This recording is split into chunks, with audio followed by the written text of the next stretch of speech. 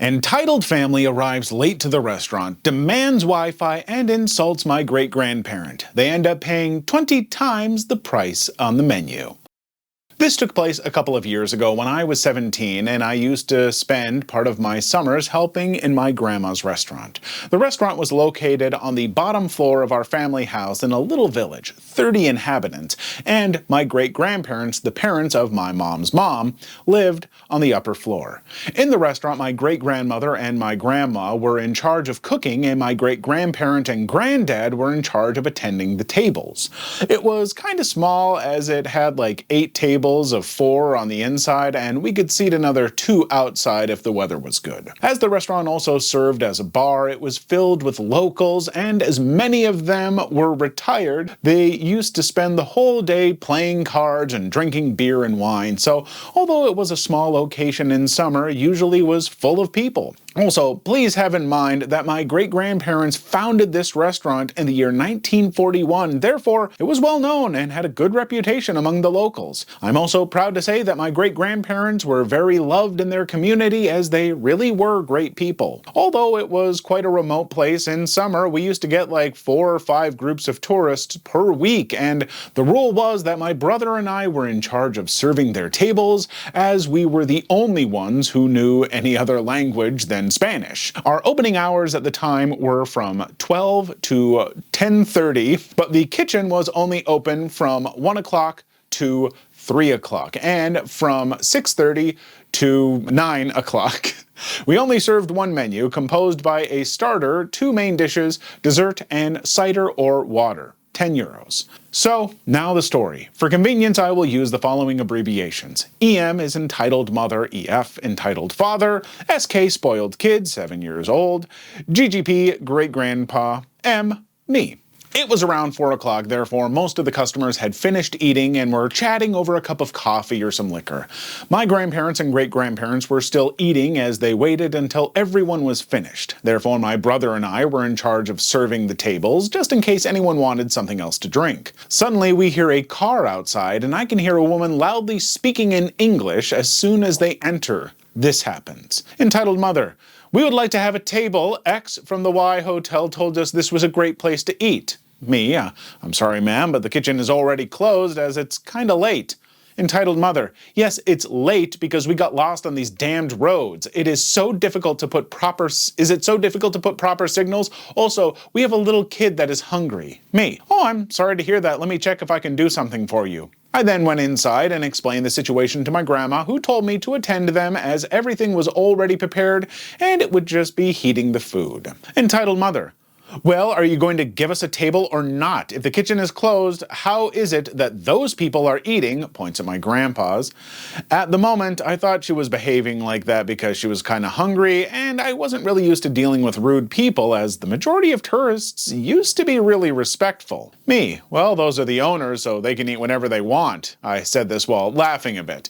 "Anyway, I've just asked them, and you'll be able to eat too, so please follow me to your table." They follow me to the table, and I explain to them that there's only one menu. They give me a strange look, but they seem okay with it. I served them the bread, and I put a bottle of water on the table. They started devouring the bread, so they were a bit rude because they were hungry theory seemed to be confirmed. As soon as I bring the starter, entitled father demands to have the Wi-Fi password. Entitled father: "Hey, we have seen that there's a Wi-Fi network. What's the password?" Me: "Yes, there is one. However, the Wi-Fi is for the staff personal use. We had a measured and really slow connection that had like 5 gigabytes of data, which my grandparents used for checking some newspapers, and my brother and I used for sending WhatsApp to our friends." Entitled father: "That's BS. We're paying customers and we deserve to have access to your Wi-Fi." Entitled mother: "Yes, our little angel wants to watch some videos. We don't have any kind of internet access here." Me: "Sorry, but as I've said, it's for personal use." Entitled mother: "That's not right. This would be unacceptable in America."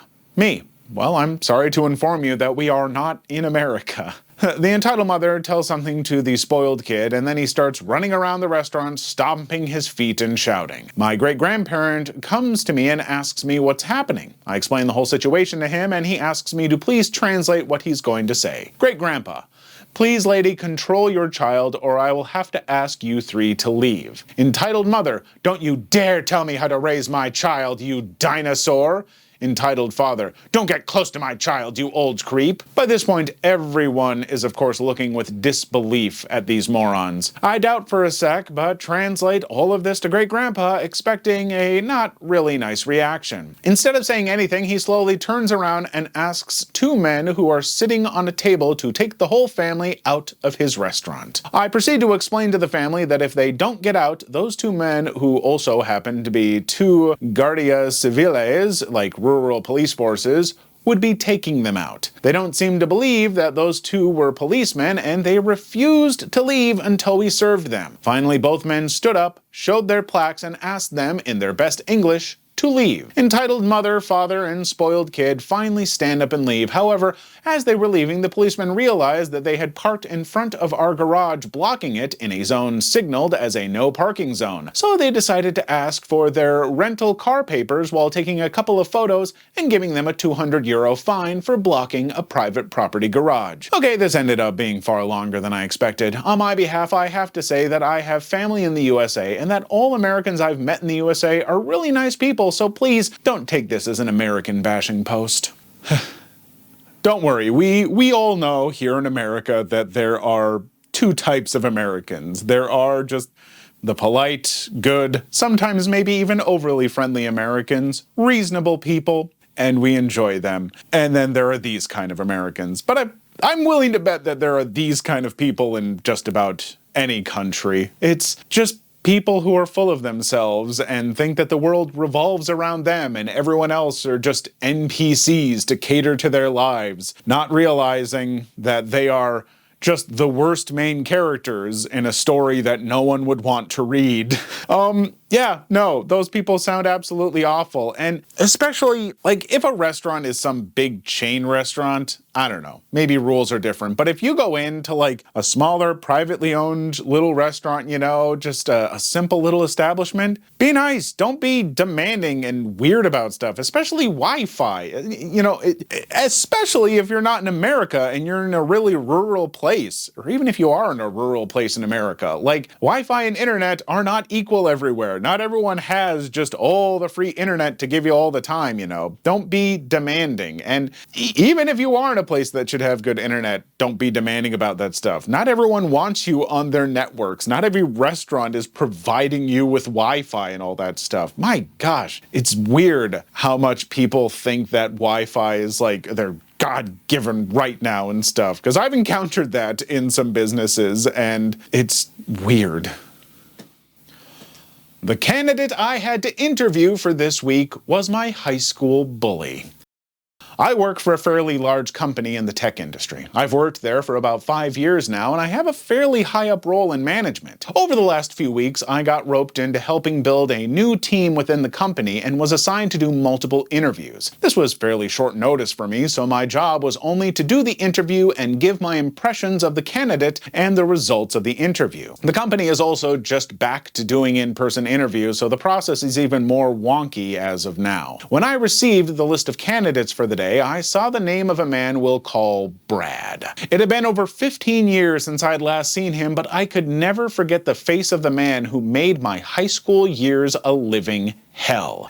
Brad was your typical bully jock. I was an overweight theater kid in a math and science, and you can see where this is going. Those were the worst years of my life, and Brad was one of the contributing causes to that. So to see him in the candidates here was a shock to me. I didn't believe it at first, but when Brad walked in for the interview, I knew that I was face to face with a man who had bullied me in high school. At first, Brad didn't recognize me, but as we sat down, he remembered who I was. He tried to play buddy-buddy with me, pretend we were friends in high school, and I played along. I did the interview. He did okay. Nothing stands out, but in the middle of the pack. He made a joke that I would get him the job, right? I laughed along and he left. I finalized the interview yesterday. I wrote Brad a scathing review, downplayed everything good about him and exaggerated his flaws. Also wrote that he tried to coerce me into giving him a good review because he was an acquaintance in high school. It's been 15 years since I graduated high school. I am an entirely different person than I was then, but for some reason, I was dragged back to those days, and I don't know how to feel.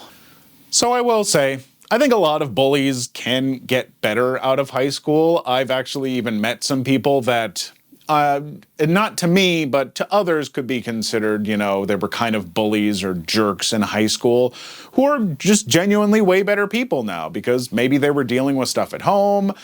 You know, who knows what was causing it, but they've certainly made amends and bettered themselves, and I wouldn't want to completely hold high school against them. But I'm still kind of on your side. A, you didn't do anything that stood out. Now, maybe that was just, you know, your impression. But, you know, I think if he had stood out and if he had tried to, like, make amends, like, that's the other thing. Pretending that you were friends and all that stuff kind of shows that he hasn't grown, or at least not that much. You know, it would have been nice if he had at least acknowledged, like, hey, man, I'm sorry for the way I treated you in high school. That was pretty crappy. Like, just even that acknowledgement and apology, I think could have gone a mile. You know, it would have been so meaningful. And I say this because, folks, if you were kind of a jerk in high school or you did some crap things that now as an adult with hindsight you can look back on and be like, oh crap, I wish I wasn't like that. It's very meaningful to go to the people that you were a jerk to and apologize for it. Even if you have the whole excuse of, well, I was a teenager, teenagers do dumb stuff. Yeah, they do, but you still did it. So own up to it. There's nothing wrong with that. We've all hopefully improved since high school. And we can all admit we weren't our best selves back then, so yeah. Please leave your story in the comments. I would love to make a video on them in the future. Also, don't forget to like and subscribe.